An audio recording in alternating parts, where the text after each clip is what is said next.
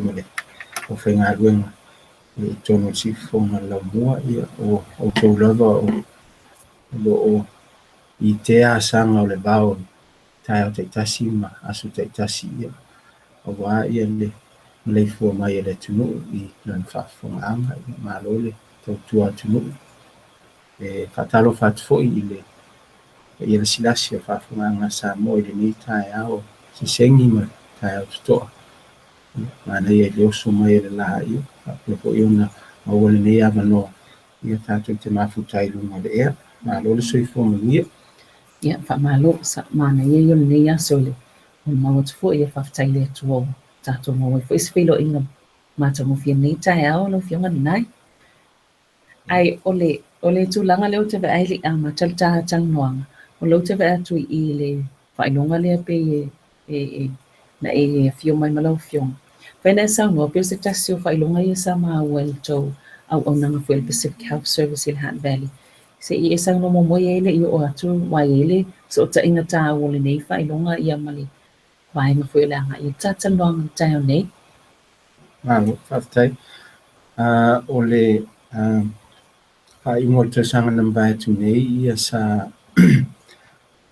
whatau nui nai ia le annual awards ia po o le tu whainatu fo ile o whailonga tau aloa ia mai tonu o le Hutt Valley District Health Boards o nei la whailonga ia e whaavai lava i au nanga te tasi am tanga luenga ia po o telefo i ofisa o lo o ngafa ma le au nanga i tono se fo maro loina ia mai fia la e whailo atu ia sa whapea ona mawai ia se whailonga tau loa ale tanga luenga Pacific Health Service Hutt Valley ia e ala le i ana por kalame mo le community o le tāua fo i le nei whailonga i la mātou titilo ona ele i patino mo Kalapatonga Pasifika sa o le o whailonga sa fia o mai ia maisi matanga luenga ia po services fo i pālangi whatasi e maoli ia sa fia whatasi i le tauvanga le nei ia po i la tō fo i ua ave i ele whamua i nei whailonga tau aloa ona o le silese for your services o lo lato tu na tu mo community po le excellence award i community services i le to mo community le Hutt Valley ia e whaftai e le atua ia ona o le olo o maua nei whamanianga ia e mawhai e fo i ona whaalau i lo tato utu ia ele ai o solo le pea ia ngā rua ngoro whai ngoro whapea ona whaailoa ma whaailoa ia ona o nei awards ua mawhai ona maua po i services ia ele na o le pauni o tau sanga o mawai sa whapea po i ona maua awards ia tōru tau sanga taruai i mai le District Health Boards ia ona o ngā rua ngoro whai i te tonu le community ai whaftai o le ua maua le ava no e whae lau e tele ai ia o nei mo ia sa whaia ia le nei award ma o otu fo ia i teimi na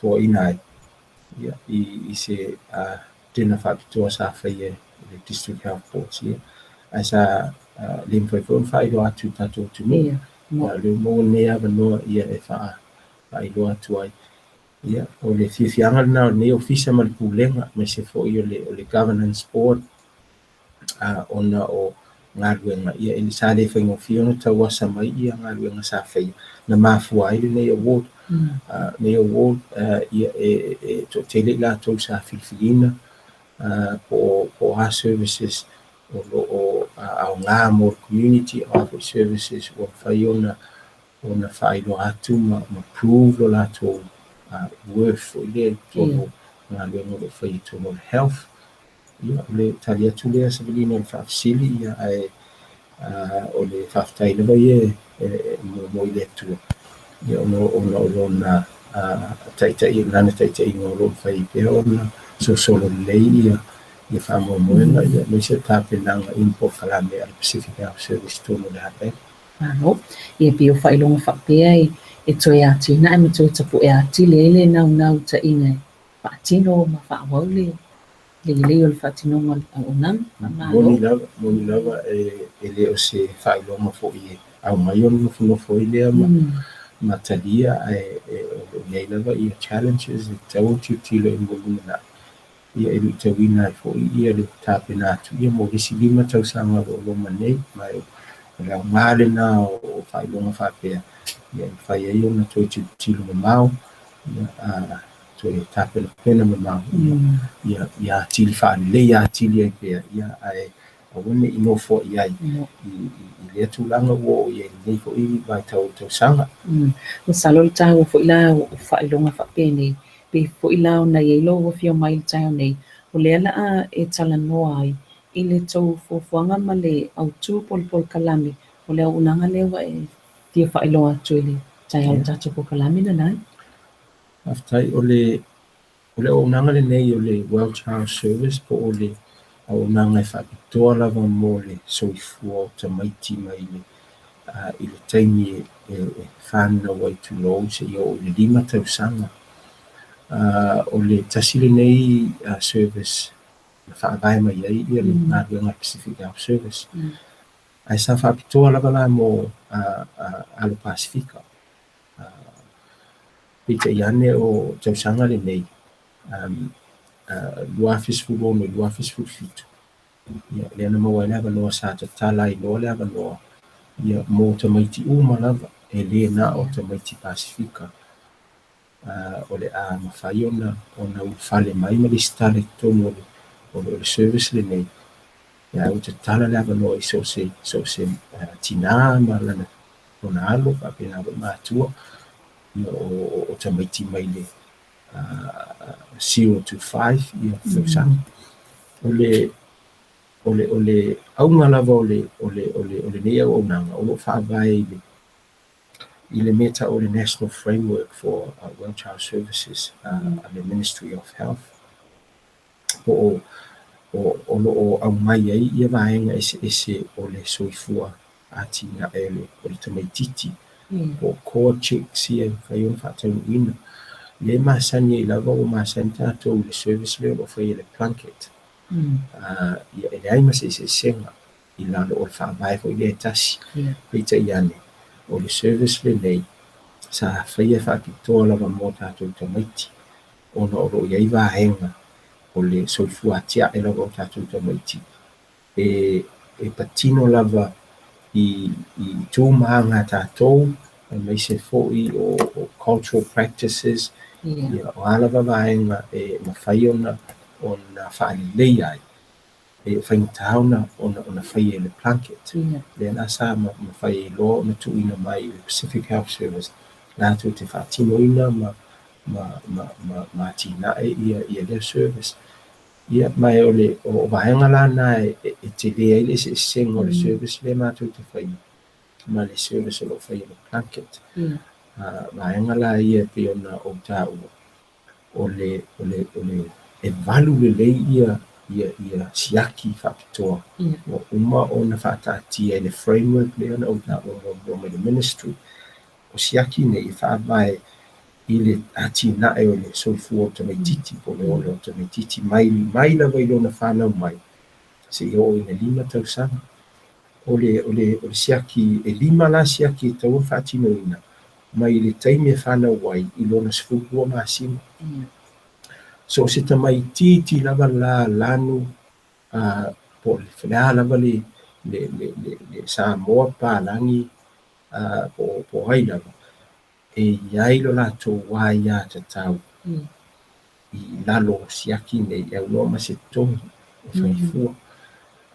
Ai o le ao ngā o le siaki le nei ina ia mātai tu ina ai po o solo le nei le soifua atia o tamaititi lona development o tala whea ngai ma le taimi le o iai lona matua ia lona development.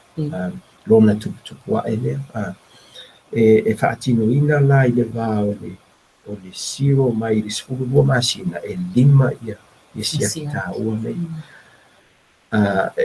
a faapea o le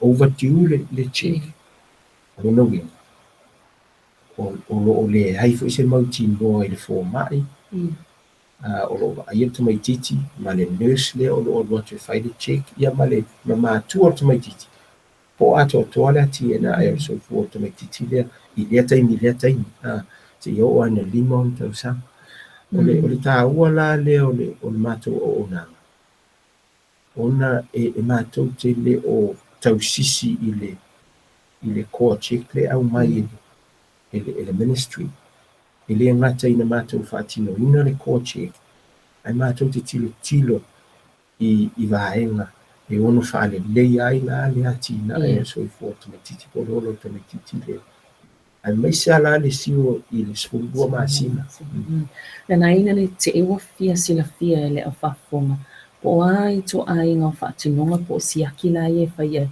e le au tausisoifua po o fomaʻi foʻi i tamaiti e le avatu i totonu o le 12 masina lea pe mafai ona e saunoa le vaega ia e muamua ona vatu malupuaga i faafogaaga le atunuu ona aoloa i mataupu e patino lava i galuega faateine tausi maʻi pasi ia e le mafai ona ou talanoa ia pe maua foʻi la so uiloa e lē mafai lava ona ou talanoa ia i le aga o le mea lava lenā e patino ia i latou agafa ma galuega lea au lava le mea o te fia faasoa atu i faafogaaga le atunuu mea muamua afai e fia le stala ia lo walo i le Pacific Health Service Thriving Cause Well Child Service ona fesootaʻi lea faafesootaʻi lea o le ofisa e mafai ai inā ia ona lua sagaʻi talanoa lelei ma le nurse ia ona faamatalatala atu lea iā te oe ia i tuaiga siaki tāua nei o te tauana e silafia ia ona fai ai lea o lau faaiʻuga ia pe le stala ia lo walo ia afai foʻi e leʻi ola le a foʻi o lea o loo a foʻi o loo expect ia e lea faaiʻiga lenā e mafai lava ona talanoa le taimi nei o le midwife lava e sauai le o e faia le choice o e ona le faaiʻuga e o fea e le stala ai ia lo walo mo le Well Child Service o le Plunkett o le Pacific Health Service ia ona logo le o lau midwife lea afai foʻi o lea ua ola le taimi nei ia e mafai ona vilisao lava le ofisa i ona faafesootaʻi ai e mafai ona e te fia le stala i lalo le service lea ona iai ona eseʻesega ma le service le fai le Plunkett e mafai ona matou galulue after hours ona uiga e mafai ona fai appointments after hours e o atu ai ia taimi ua uma galuega e o atu ai e fai ia siaki o tamaiti pai foʻi ona matou galulue ia e a foʻi e fesoasoani i tulaga tau le transport e taʻiga a faapea mana ua faigatā le auala mafai ona oo mai ai ia le tamaitiiti ma lou tinā i o lenei taʻavale ia e le gata e mafai ona matou oo atu i lou maota ia pe fai vai lau filifiliga ia ona hiki mai lea o i tonu o le service ia e fai ai lau siaki lea o lesi vaega tāua lava le taimi lei o loo matou mafai ona ofoina atu ia vaega ia e fesoasoani ai i le car seat fai ona maua le voucher fesoasoani i le rental o le car seat manatua foʻi le tamaiti lei tonu o tāmai manatua foʻi taimi nei o tulafono lava i tonu o le falemaʻi i Lower Hutt o te leilo po o apalai e Wellington e Mechanical ai ua matuā sa ona teʻa ia le tinā ma lana pepe itua e aunoa ma se car seat e tuʻui le tamaitiiti tonu e tāvale e lē mafai ala ona release ia le tinā ma lana tama seʻi vaganā ua mautinoa o la ua iai le car seat le tonu e tāvale e teʻa e tua ia le pepe o vaenga la na le uma tunga lu e ofo atu le sosoani o vouchers. Fai na sosoani le rent o le car seat. Ina ia le car seat le ai le ia o le tina ile whanmai. Ia mo whato sanga. Tūlanga la na a o loa ina tatala loa clinical information lava ia vaenga la na le whai ono o ia sa tatala loa. Ai whai ono o tala loa tu fwile i vaenga whai ono sosoani e tuai. Ia whaatasi ai male whautuanga. Ia e whaafso ta i pere ofisa. Ma wala na loa tatala loa i male World Child Nurse. Ia ona tuule ia avele ia fisili uma e whai ona na o lieni tali. E taimi e tuta ia ile anga ia to tangata mo le onanga. Ona o ngana. O ia se fesosoani I lau tua. Ko ile mawai mo tato ai tangata Pasifika. E tautalaina na ngana isi Pasifika I fesosoani e mo ni ia ona. Tasina e singa telena go matou ia na na luenga o whai po ia ile whapeo o si tau whai go ile ina ia I si stulang. Ai o le mafu anga tonu ana na le yon whaatu services nei ina ia mawhai ona keita le mea o mana o nia e tangata mo le tuai ngā services. O le ngana la o iai ia I lato umai mawhai ona sosoani. Ina ia tala noa le tato ngana ina ia mwhaamanino mea umu I le tato ngana. Whawhai ngō fia leo le maua si le fia le nai whai ele whai unga. Ia po o mātou, ia po le pankit. Malo, whawhataina nei. O lela mai tau atu o tau lava, tau tua ma leo onanga, mai le taimi lava whana wele pepe, a ngai I le sepululua masina. No winga o isisia ki tolu tua atu ele o ngai le 5 tau sanga. O le mātou service e a fia e amata mai le taimi e whana watu me titi I le 5 tau sanga. Ai o le 5 o siaki o lo ta ua po checks e whai e to tonu le 0 to 12 months. O checks la ia e pita silo na ta ua o isi checks e tonu e muli mai. E whaatino ina e mātou checks e lua. Ia ai tasi le checks e refer mātou I le service o lato whai le check muli le ta ua le before school check. Le whaia ai le I ui whale to mai titi. Ia I tuton mo le aonga lea mai una 5 tau sang. Ai o le service lava ia. O le stana ta mai ti mai le 0 anga I le 5 o le tau sang. Ei mo tino I o lai o atu I le tau onanga. O le e mātau atu. O le sifo I vaenga o lo fia anga I se whaafesili. O le whataitainga a pe o malamalama fo ilala o tau au nanga I vaenga malama I e mo mia mai mātua Pasifika. Tanua I mātua Pasifika. Whataitainga. O le vaenga taimi fo ilea e sela wana e whaanga mo e tamaiti pepe tātou Pasifika. E se fo I papalangi mai stangata. E eise tūlanga whapena whaem so sani o tau. Tua inga o ngam whaamalmanga mo. Tātou lava tātou Pasifika. Ta ua tira le whaasisa ringa. Leanga o tasinei vaenga o ngaonga o tūla I mai. E meise a tātou maori I le tamaiti e mariliu tōnu COT te fwoi leo lo. Ia o iei trainings whapitoa lava. Ia o mawhoi la ona trainer I le team, le World Child team.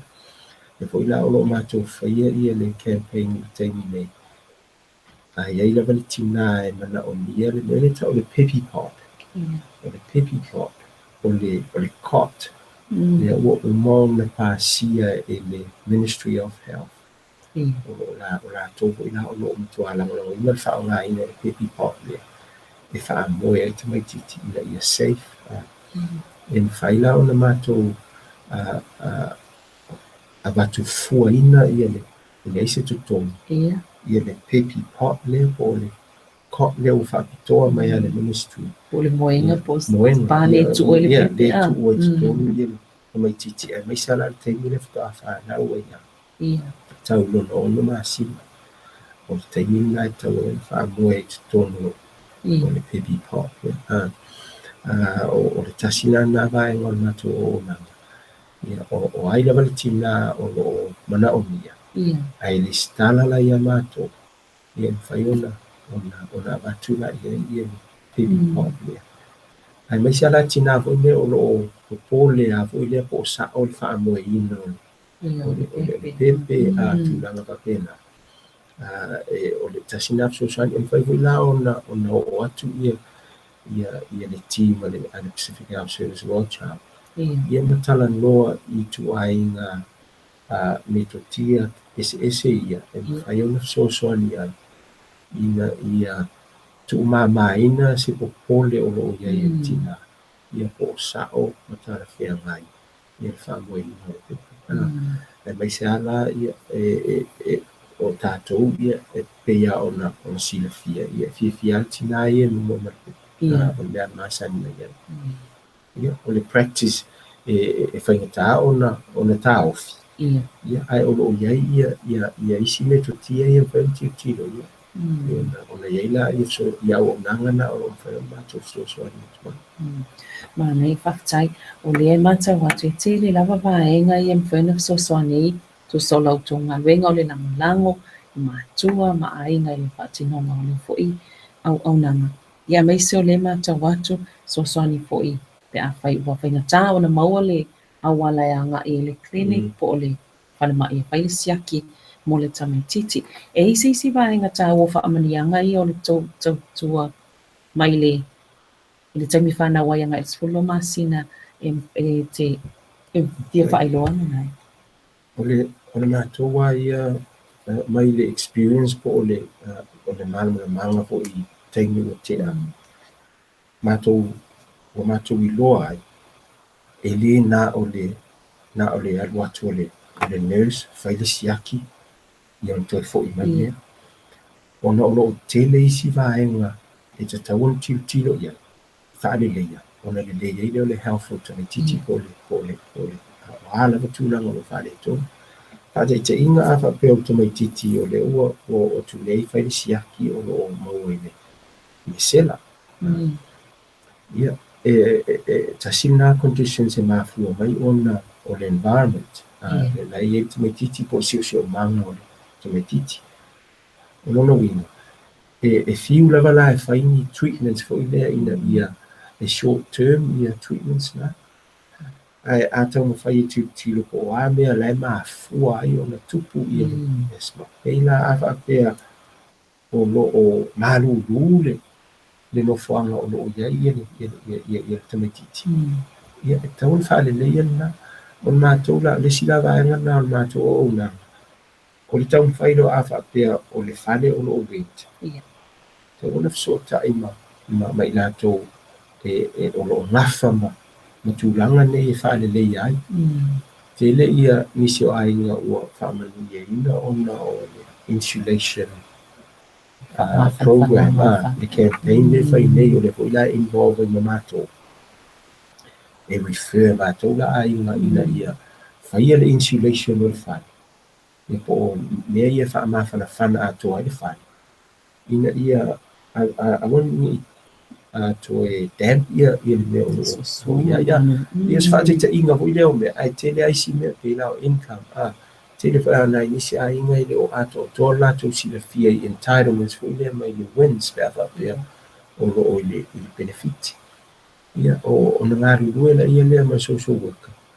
ia taumafai ina ia o'o i le wins fa'amalamalama fa'amanino uma a faapea le o talafeagai ia fa'amaniaga o loo maua mai le fesoasoani i le income ia o gaʻi lona lana e gafa ma social worker taumafai na ia fa'aleleia le itu lea e fesootaʻi uma mea na i le fa'alelei o le soifua o le tamaitiiti o loo matou lagolagoina foʻi ia le co-op veggies fa'alavotoga le o loo mafai ona maua mai ai fa'amanuiaga ia e fa'asoa atu ai le tele o matua ma o loo iai tamaiti ia fresh veggies foʻi ia e pea o fruits fa'alaau'aina o mea uma na fa'asoa atu iai vaiaso taʻitasi ia fesoasoani la i le tausiga o tamaiti mai se ala ai ngolo i te mai tina iti e o na alma tu fa mua ai ngai o i te mai tina ona e te tau na tau si le nei ia ma ai le ma le ia vaenga o e sauno ina na i tūlanga le wai te tali tono te lea na i si mātua ma ainga e le o i lola tau tūlanga fo ia nga ma ai wha manianga e se neia ia e pe o langa luenga le leile le tau te whaia so sani ala tau na ia i loa i vaenga ia nga ma ai mau i wha manianga ni so sani ole o mātou mai le mātou fo i loa mai le experience le mai taimi wai te lea o mtanga luenga le malo ele o mai wha malama le lei mai tangata ia lātou ai ati tau o a ia me entitled ia lātou ia e se i vanga nā le tangata fo ile ua atua tau mwhai se ilia ia te lea la na o lātou ana e maua kamaniang ia ona mātou tau mwhai ale whautua ia nai a inga nei a wato tino fo e mwhai a ona soso ni atu a whai a sa ili atu o le a toa mai whamaniang a whai e siaki atu o le te le whamaniang atu te le o maua le mafua anga le nao le nao le whaasoa ia po tūlanga po le ba ingo to maiti o le cost ta sina le o le tau o fo mai te mine o fuli ia ta maiti e le ai la se e le se barrier fo ile po se si mea o no po lokai le ave to maiti te vai fo mai o le o fuli ia a whai o taimi nai mafua ia ta sina me whai au tilo ia i whai le plan o ile telefo nai alum whana ulo vai e mātua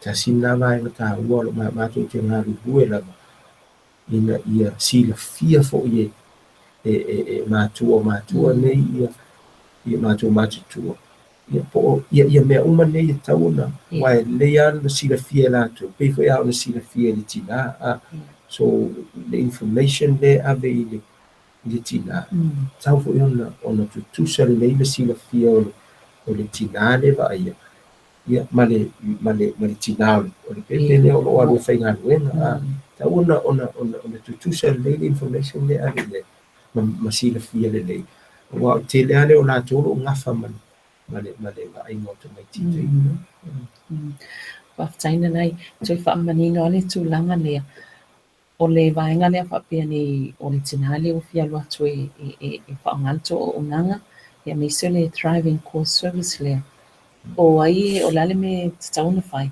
so ta isa o auto pe aluanga i le whaatosanga pona na midwife o ila tau ia lea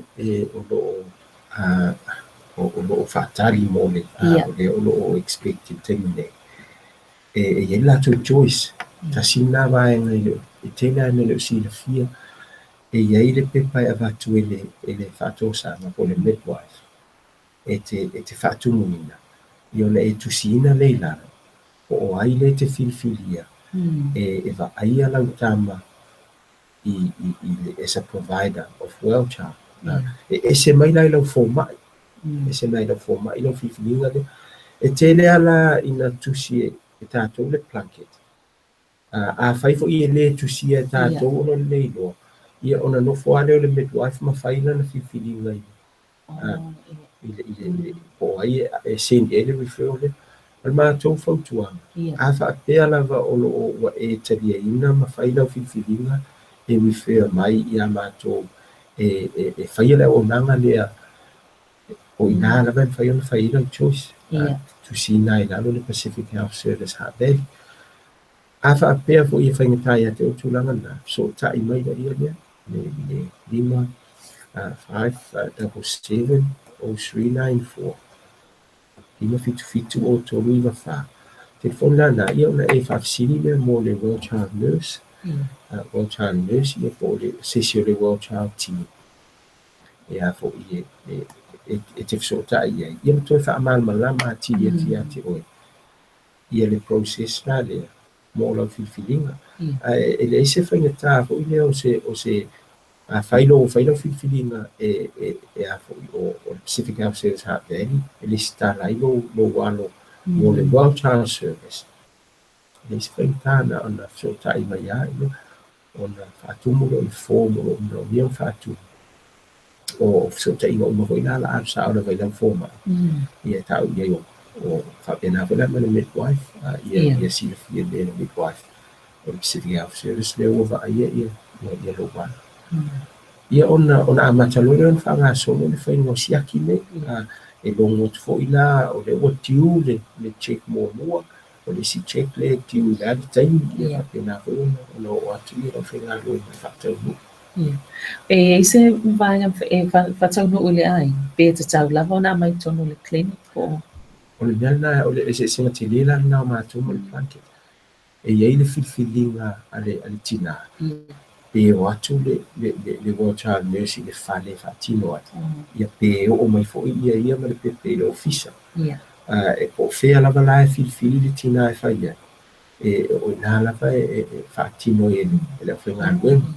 A whapea fo ila e mana o mia leo mai I le clinic ai whaingatase a wala o na leista awan. Ia o nā lawa whai e fisota inga nā male nurse. Ia o na piki mai lea mai whai le check ia mto mo. O vaenga na e le mawhai la e le blanket o na whaatino o vaenga ia. O na o la toa ia. E tēnea ina mana o mia leo atu I le clinic ni whaatino le check. Whaingatau no tuai ai. Mai lei fo I se alufanga ia o tātou ai ngā mātua.